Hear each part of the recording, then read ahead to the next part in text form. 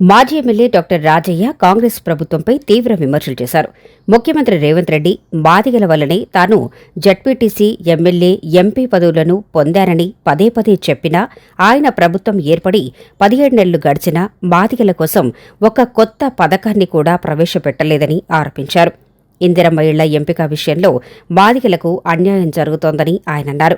గ్రామ సభలో జరగాల్సిన ఇళ్ల ఎంపిక కడియం శ్రీహరి ఇంట్లో ఆయన అనుచరుల ఇళ్లలో జరగబోతోందని ఆరోపించారు. కడియం శ్రీహరి కేసీఆర్ని మోసం చేసి రాజకీయ భవిష్యత్తు కోసం 200 కోట్ల రూపాయలకే అమ్ముడుపోయారని తీవ్ర వ్యాఖ్యలు చేశారు. దళిత బంధు పేరుతో 10 లక్షలు ఇస్తామన్నారు. కానీ అంబేద్కర్ అభయహస్తం పేరుతో 12 లక్షలు ఇస్తామని చెప్పి మోసం చేశారు అని అన్నారు. మంత్రివర్గంలో ఒక్క మాదిగకు కూడా స్థానం ఇవ్వకపోవటం దళితుల పట్ల ప్రభుత్వం తీరును ఎత్తి చూపుతుందన్నారు.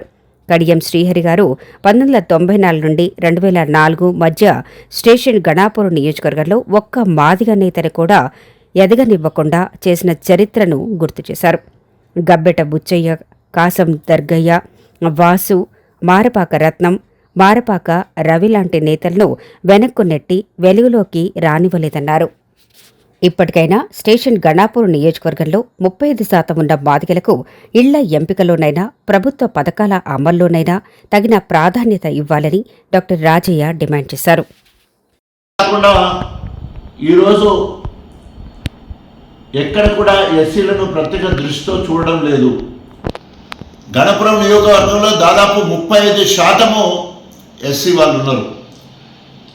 కానీ వారిని మోసడానికి ఎవరు కూడా మాదిగ సామాజిక వర్గం సంబంధించిన వాళ్ళు ఎవరు కూడా ప్రజాప్రతినిధులు ముఖ్యమంత్రి రేవంత్ రెడ్డి గారిని అడిగే పరిస్థితుల్లో లేరు. ఒక కుటుంబం నుండి వివేక్ వెంకటస్వామి, వినోద్ వెంకటస్వామి, డాక్టర్ వంశీ ఎంపీగా 3 మాల కులానికి చెందిన వాళ్ళు ఉంటారు. బట్టి విక్రమార్క, అదేవిధంగా మరి మల్లు రవి, ఇద్దరు అన్నదమ్ములు ఉప ముఖ్యమంత్రిగా ఎంపీగా ఉన్నారు. వరంగల్ నుంచి వెళ్ళి కడియం శ్రీహరి గారు బైల్లా, బిడ్డ ఎంపీగా బైల్లా, వర్ధన్నపేట ఎమ్మెల్యే మాలా సామాజిక వర్గానికి సంబంధించిన వాళ్ళు ఉన్నారు. అదేవిధంగా మరి మోచి సంబంధించిన మంత్రి దామోదర్ రాజనరసింహ ఉన్నారు. మాదిగల ప్రాతినిధ్యం లేకపోవడం వల్ల మంత్రివర్గంలో ఈరోజు మరి మాదిగల పక్షాన కొట్లాటోళ్ళు కానీ దళిత ఉద్యమాల నుంచి వచ్చిన బిడ్డలు ఎవరు అక్కడ లేరు, మంత్రివర్గంలో లేరు. కాబట్టి వారి గురించి పట్టించుకునే నాదుడే లేడు. ఎక్కడ కూడా నామినేటెడ్ పోస్టులు కూడా ఈరోజు మాల సామాజిక వర్గానికే కాంగ్రెస్ ప్రభుత్వం ఇస్తున్నది. మీరు ఎవరికైనా ఇచ్చుకోండి, కానీ మాదిగ సామాజిక వర్గాన్ని మరి ఎదురెత్తి చాటాల్సిన బాధ్యత ఉండదు. కావట్లేదు. మొన్నటికి మొన్న ఎమ్మెల్సీ కూడా ఇంకో మాలకు సంబంధించిన అద్దంకి దయాకరికి ఇవ్వడం జరిగింది.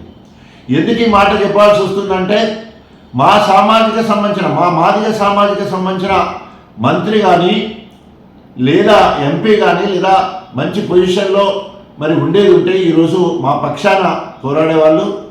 కానీ ఈరోజు గణపురం నియోజకవర్గం చూస్తే నిజంగా ఆనాడు 94 నుండి 2004 వరకు దళితులుగా మాదిగ బిడ్డలు మరి గబ్బెట బుచ్చయ్య కావచ్చు ఎంపీపీగా, అదేవిధంగా కాసాల దర్గే జెడ్పీటీసీగా, వాసు జెడ్పీటీసీగా,